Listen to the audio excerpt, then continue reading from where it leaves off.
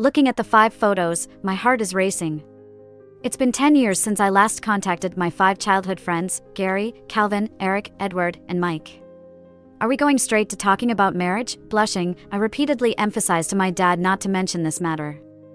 I refused to give them my number until I had considered it thoroughly. My dad laughed like a fool.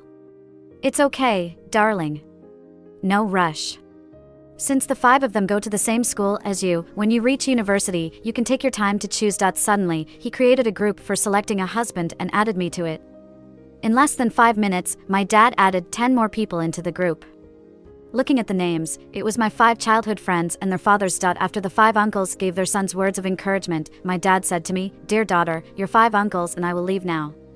The 6 of you, bond well and build your relationships." Watching the 6 people quickly leave the group, I typed a few ellipses and also exited. My dad apparently didn't know that I left the group and believed I was still in it. Whenever he asked me, I evaded the question. And so, the time came for university to begin. On the first day of school, after the rain, my dad wanted to drive me in his Maybach, but I declined. I grabbed a random suitcase and filled it with clothes before heading to school. 50 meters away from the school gate, I saw a group of people. Most of them were girls, surrounding 4 tall and handsome boys. When I saw those 4, I almost fainted. It was my 4 childhood friends. Only Eric was missing. Just then, my dad messaged me. "Irene, have you seen those 5 yet?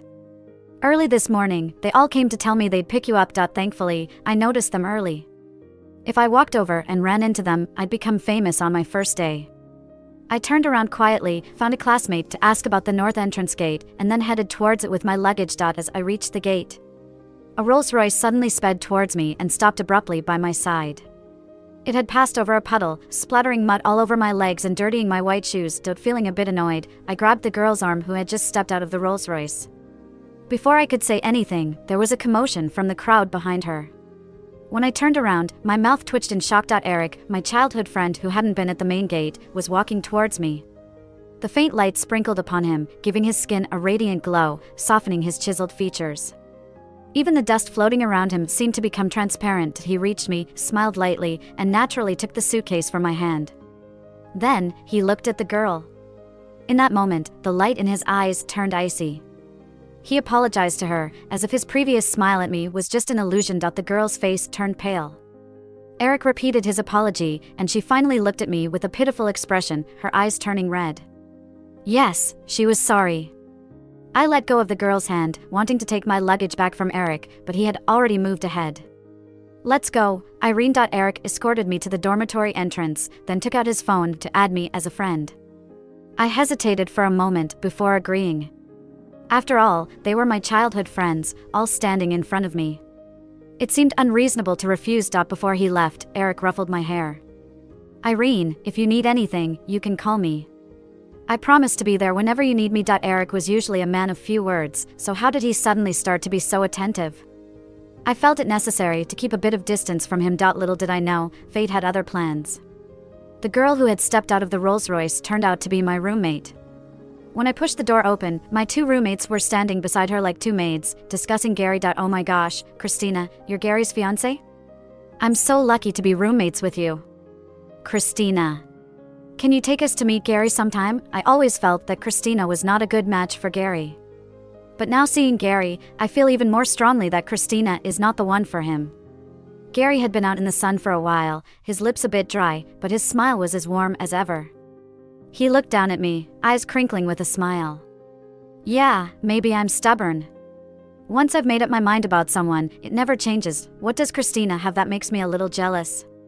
And where did Eric come from all of a sudden?" He shot a meaningful glance at Gary before grinning at me.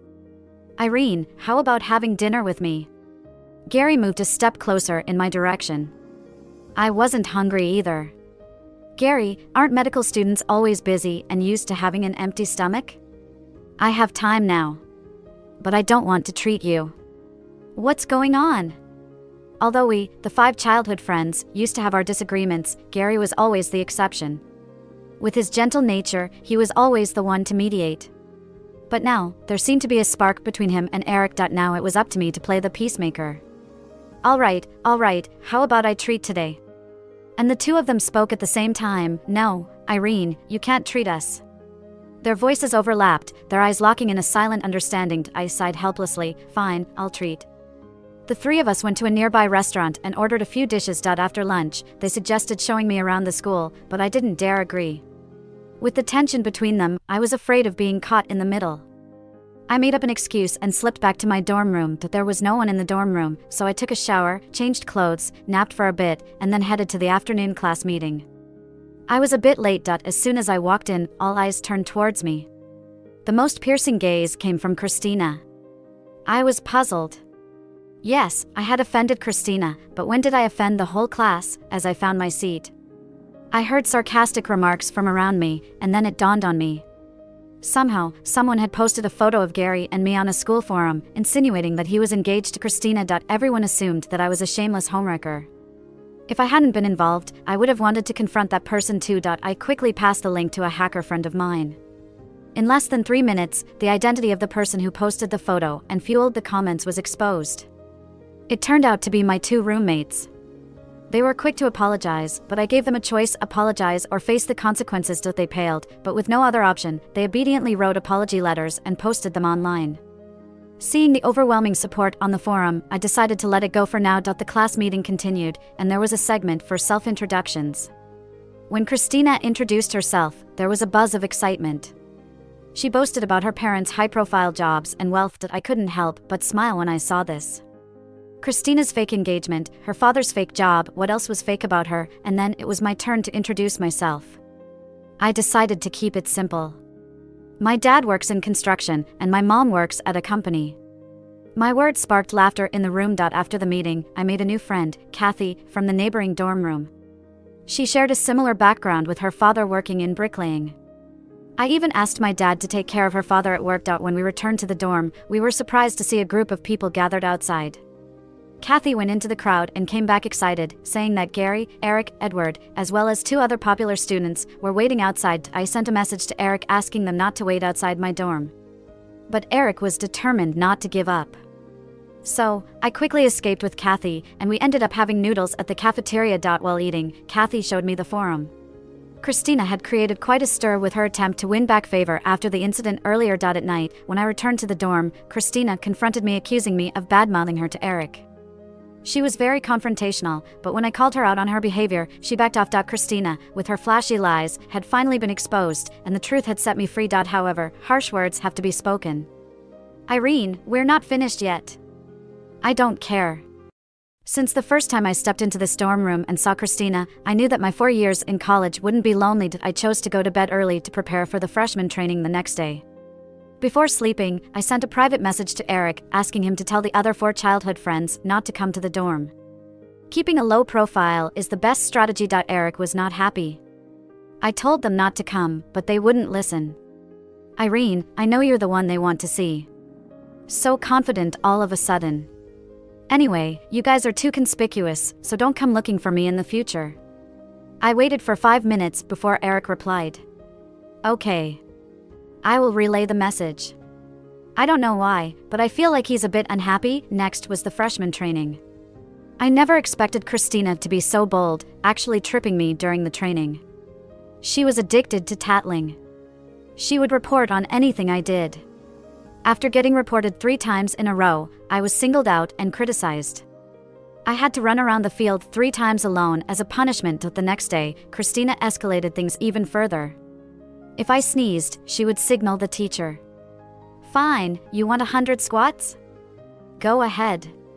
That evening when I returned to lay on my bed, I angrily thought about how Christina would try to get back at me the next day. On the 3rd day, I didn't make any unnecessary moves, and I didn't even dare to sneeze. I could feel Christina's gaze burning on me like fire, as if she wanted to incinerate me. As the freshman training neared its end, she charged directly at me. She tackled me to the ground and said, "Teacher, Irene cursed at my mother." I was given an additional 2 hours of standing punishment. I was so exhausted that I had no energy to eat. When I returned to climb into bed, I realized Eric had added me to a group chat dedicated to protecting Irene. There were 6 members in the group, which naturally included me and my 5 childhood friends. I sent a few question marks their way. Irene, were you sleeping just now? We all know about the bullying you faced. How should we strike back? We will follow your lead. Watching the conversations of the 5 of them, all my fatigue and grievances from those days vanished in an instant. Memories of my childhood and playing with my 5 childhood friends flashed through my mind like a movie replay. Playing together with 6 little buddies, there were bound to be disputes. But even the most carefree Edward would still yield to me. Disputes were for them, and they would always unconditionally cherish me. Suddenly, I felt that the 10 years of separation hadn't created too much distance between us. The childhood memories of my childhood friends remained as they were. I sent a voice message with a smile, saying, "It's nothing. I can handle this minor issue myself. Once the freshman training is over, I'll treat you all to dinner." Mike cheered, "Yay. Irene is the best." Just as Mike's voice trailed off, Christina sitting across from me let out a sneer. Christina looked at me disdainfully. She had probably heard about people in college who thought they had some charm and would do anything for money. And she was hinting at me. But I knew better than to waste my time having a debate with her. In the next few days, I made sure Christina paid back what she owed me.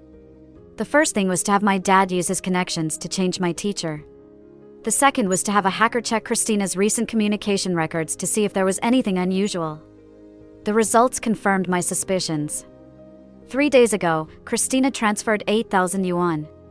The recipient's name was David, the teacher who had helped her punish me. The next day when we met our new teacher, Christina's expression noticeably soured. But she kept up her bravado. "Irene, are you going to run or stand at attention today?" I ignored her. She tried various ways to provoke me. She told the teacher my hands were moving one moment, and the next she told him I was talking. In the quiet field, her constant tattling seemed out of place. The teacher's brow furrowed tighter and tighter until he finally kicked Christina out of the group. For repeatedly slandering her teammates and disrupting the team's order, she was punished with 5 laps. Left turn. Start running. Christina widened her eyes, but in the end had to run. As she had just run 1 lap and was nearing our squad, her legs gave out, and she fainted. The teacher was taken aback and quickly called 2 girls to help her to the medical room. But as she turned around, I clearly saw a smirk on her face. What a waste that Christina didn't pursue acting. When she returned, the teacher started teaching self-defense techniques. I thought Christina had perfect timing. The self-defense training took a little over a day, and the teacher had partners practice in pairs. I grabbed Christina's hand and gleefully chose her as my partner. And she became my live plaything during the practice. I manipulated her until she cried out in pain. By the 3rd move, tears were streaming down her face, and she even yelled for her mom. "No, Christina, you're not a little girl like me." In any case, I thoroughly enjoyed that sparring session. I dare say Christina, with her delicate skin, would be left with quite a few bruises. After the freshman training ended that day and we returned to the dorm, Christina cried bitterly. She called someone on her phone while crying about how she was being bullied and needed someone to back her up.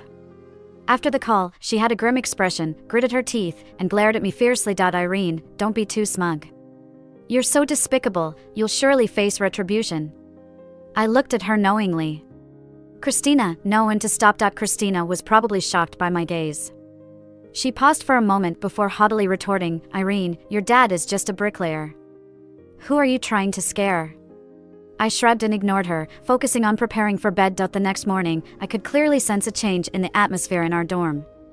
Due to what happened at the class meeting, Mary and Cindy hadn't been talking much in the dorm, but today, as if they had reverted to their behavior on the opening day, they were praising Christina fiercely. Complimenting her skincare products, perfume, and even her necklace. "Christina, how much did that necklace cost?" "Not much, just a 5-digit figure." I wasn't interested in Mary and Cindy's change of attitude. It was the last day of freshman training, and I was feeling a bit excited and anxious. After the training, I was about to meet my 5 childhood friends. I wondered if it would be awkward for the 6 of us sitting at a table together. As it turned out, I had worried needlessly. As I arrived at the school gate as per our agreement and stood shoulder to shoulder with the 5 others, a sense of both familiarity and strangeness that had been lost for a long time suddenly surged up from my heart. It felt like returning to the carefree and intimate moments of childhood. And I, Irene, had the world if I had these 5 childhood friends. With just one command, we could dominate all the other kids in the area. It was truly a wonderful feeling. Years had passed, but they hadn't widened the distance between us. It was just to make it better for each of us to appear in front of the other. Hey, everyone, long time no see. My timidity and awkwardness were completely gone, and I even regretted not meeting them sooner. Since I had set restrictions on adding friends via the group, after dinner, I took the initiative to add Gary, Calvin, Edward, and Mike. To be honest, it was truly a beautiful day. The only less beautiful thing was that as soon as I reached the door of the dorm room, all 5 of them coincidentally sent me a private message. Irene, was I the best one tonight? How else could I respond? In order not to make them feel unfair, I gave the same answer to my 5 childhood friends. Just then, Kathy came out from the next room. When she saw me, her expression was a little strange. "What's up?" Kathy came over and asked in a low voice. "Irene, I saw you on the school forum. How did you end up hanging out with the school's 5 top guys?" "Just a little friendship, having a meal together." Kathy probed further. "Is that all?" "Yes, that's all." Relieved, Kathy smiled and said, "I wanted to find you after the freshman training today, but you left too quickly for me to catch up. My dad got a raise, and he's coming to see me tomorrow. Would you come with me? I'll let my dad treat you to dinner. It looks like Uncle has good connections." I nodded, agreeing. "Sure, no problem." Back in the dorm room, Christina launched into her usual sarcastic remarks. "Irene, don't think you're all that great for having dinner with Gary and those 5 friends. You're only hanging out with Eric because of your dad's connections. Without Eric, you're nothing." I didn't bother responding to her. Christina kept escalating her insults. "Irene, if I were you, I would distance myself from Eric. Your dad's just a bricklayer, and you and Eric are worlds apart. Just you wait, reality will hit you hard." Watching her, I simply quoted, "Christina, people should know when to stop." Christina seemed taken aback by my gaze, and she paused for a moment before finally retorting with a hint of arrogance. "Irene, your dad is just a bricklayer. Who are you trying to scare?" I shrugged and ignored her, focusing on preparing for bed. I noticed something was wrong from Christina's words. But I didn't think she could harm me in any way, so I didn't pay much attention. Therefore, when she stood in front of me, arrogantly demanding money, I couldn't help but laugh. Christina's triumphant expression faded a bit. "Irene, why are you laughing? You stole my skincare products, you stole my necklace, you must pay." When the class resumed, I was the last one to arrive. As soon as I walked in, Christina accused me. She said I stole her skincare products worth thousands of dollars and her necklace worth $50,000. I asked Christina, "Is this what you meant by a heavy blow?" A hint of triumph flashed in Christina's eyes, but she pretended not to understand clearly. "Irene, what are you talking about? I don't understand. I just want you to pay up." "No money." Christina seemed to anticipate my response. "I have already informed the class teacher.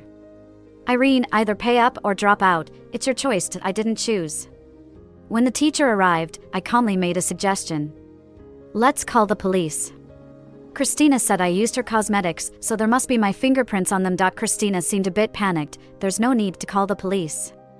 We all saw you using my cosmetics." I chuckled. "Christina, that's just eyewitness testimony. What about physical evidence? You can't convict solely based on someone's word, right?"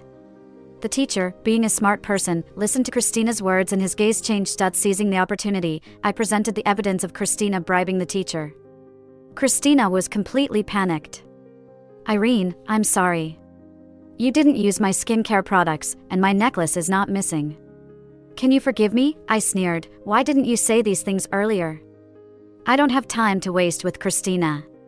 Kathy is still waiting for me. Her dad invited us for dinner today. As Kathy and I walked towards the school gates, I received a text message from my dad. He mentioned that he had some free time and wanted to take me out for lunch, inviting 5 of my childhood friends as well. When we reached the gates, my dad appeared wearing casual clothes and slippers, smiling happily. Despite his unassuming appearance, who would have thought he was a well-known tycoon on the list? Even the clothes he wore were custom-made from 5 years ago, faded and not replaced. I introduced my dad to Kathy, who immediately greeted him warmly. My dad nodded with a smile and then pinched my face. "Daughter, you've lost weight. Is everything okay?" "Dad, how come you're here?" My dad was usually hands-on with his projects and rarely had leisure time during these hours. "Isn't it because I missed you so much?" "You never call your old man." At that moment, my dad looked towards the school gates. The 5 guys were approaching. "Daughter, have you made your choice?" I tugged at my dad's sleeve. "My classmate is still here." Soon, the 5 childhood friends stood before me.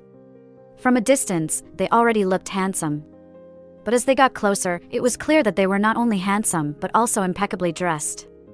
Gary styled his hair, Calvin wore a suit, Eric had a watch, Edward wore a small tie, and Mike smelled great. What's more, they were all very charming. "Uncle, you're looking more handsome each time."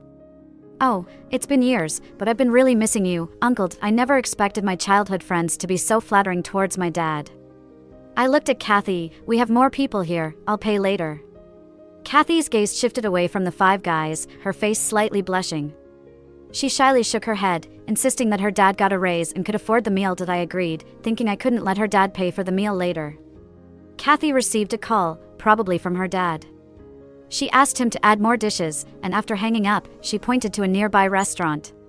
"My dad has already ordered the food there. Let's go." We entered the restaurant and were escorted to a private room. In the room, there was a man dressed in faded work clothes, with dark skin, of average build, who looked honest and reliable. When the door opened, he quickly looked over and stood up politely to greet us. But as soon as he saw my dad, his expression changed. He looked at my dad and said, "Boss?" Kathy was puzzled. "Kathy, this is the boss of cooperation that your dad mentioned. He's the reason your dad got a raise." During the meal, my 5 childhood friends were very attentive. They served me chicken legs, scooped soup, and handed me tissues. I didn't see them as 5 handsome guys in front of me, but as 5 peacocks. After seeing off my dad and Mr. Tao, I saw the 5 of them sigh in resignation. "Can we tone it down a bit in front of my dad?" I scolded jokingly. They all responded in unison, "No way." With a sly look in their eyes as they glanced at each other. Without saying a word, tension filled the air. Calvin said, "There's only one wife, if you don't try hard, you'll lose it." Who would have thought that they wanted me to choose one of them to marry? After parting ways with the 5 of them, Kathy asked me about it. "Irene, what was all that with the 5 handsome guys just now?" I didn't hide anything from Kathy as a friend. They are my childhood friends, but I haven't seen them in a long time. They are all potential future husbands my dad arranged for me. I held Kathy's hand. "Oh, and don't let it slip that let people think my dad is a laborer, it's better." Soon, I pushed open the door to the dormitory. Christina was seated in the middle of the bench, with an air of a haughty queen. Next to her was a suitcase, which belonged to me.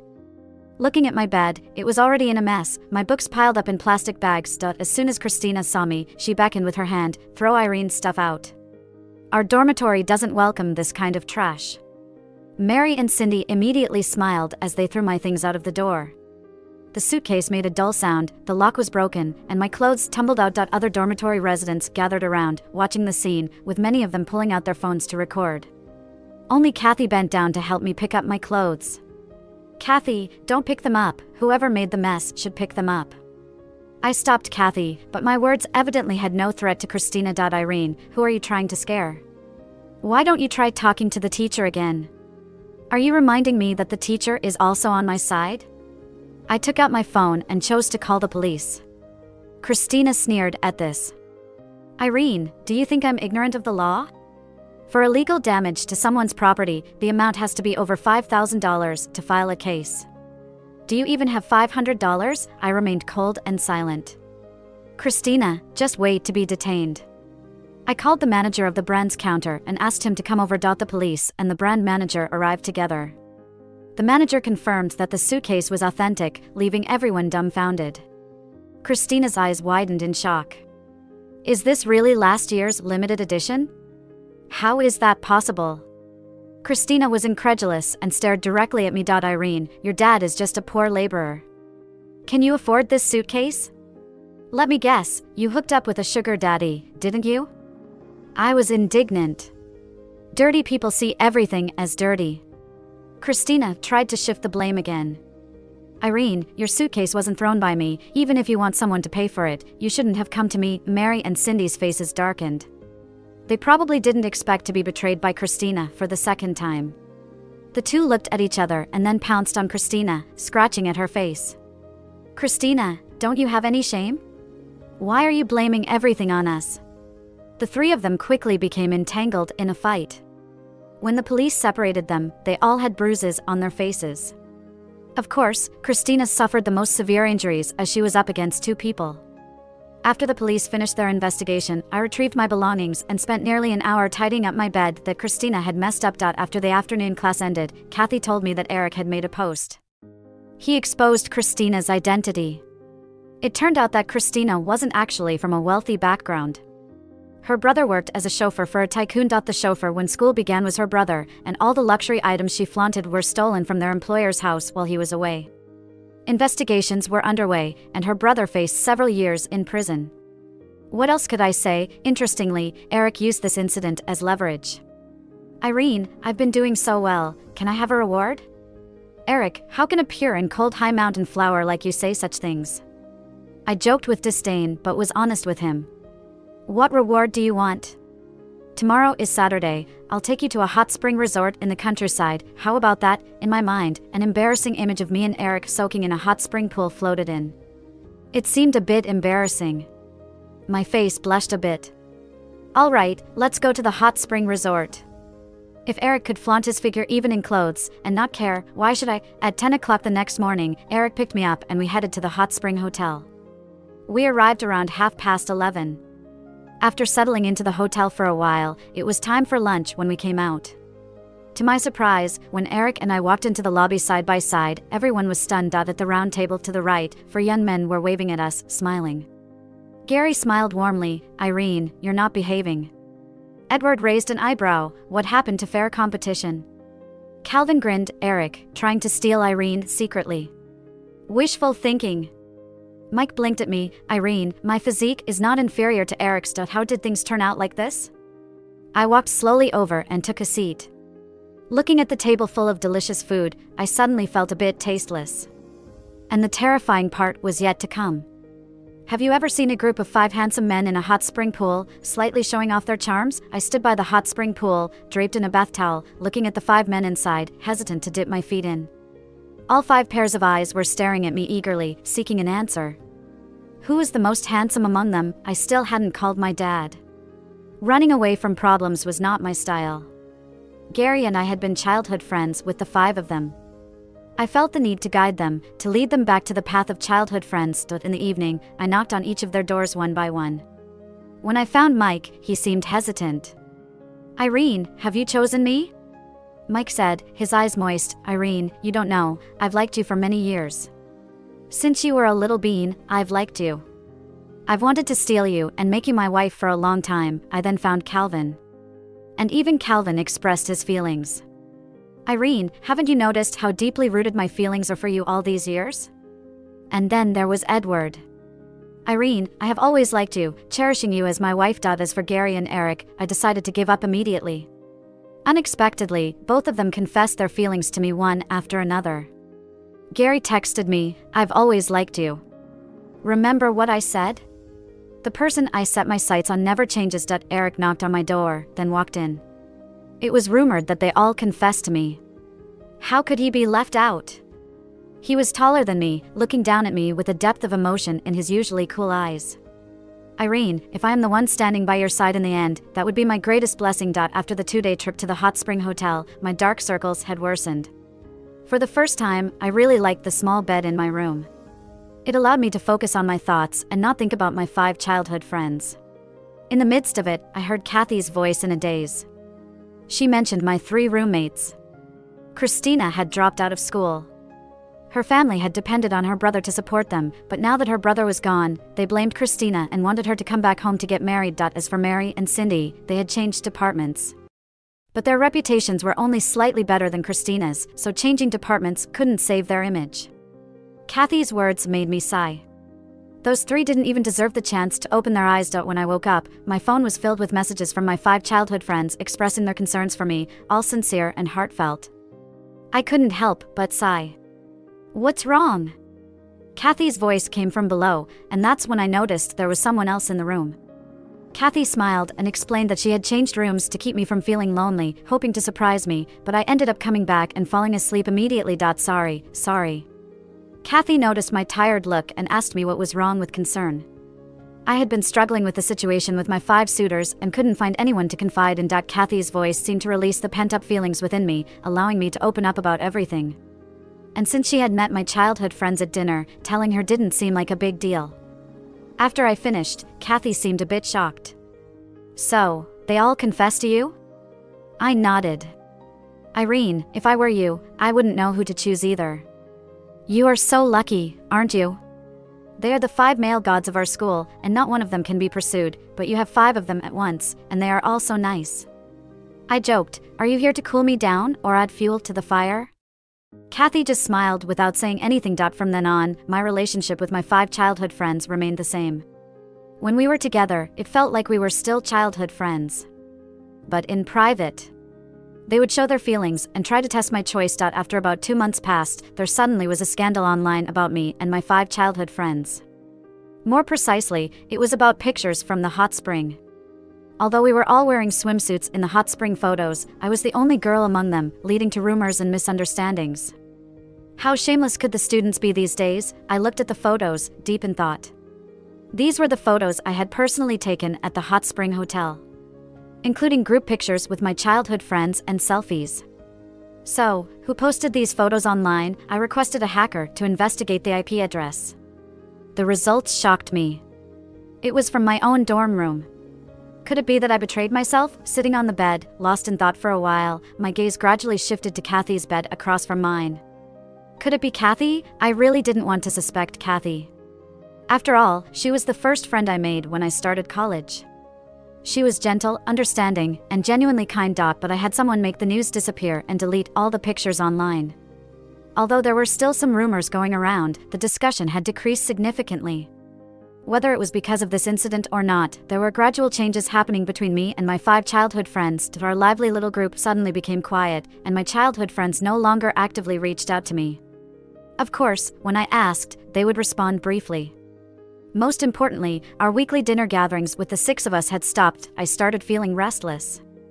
That night in the dorm, I asked Kathy about the situation. Kathy smiled and said, "Oh, Irene, don't overthink it. You've known each other for so many years, how could they suddenly change?" I shook my head and said, "I'll go ask Eric myself tomorrow. I swear, it's not just me being oversensitive." Kathy's expression changed slightly, and then she said, "All right, fine. Let me be honest. Irene, isn't your birthday this Friday?" The 5 of them privately found me and said they wanted to surprise you with a party. The current atmosphere is just to set the mood. I felt relieved. That made sense.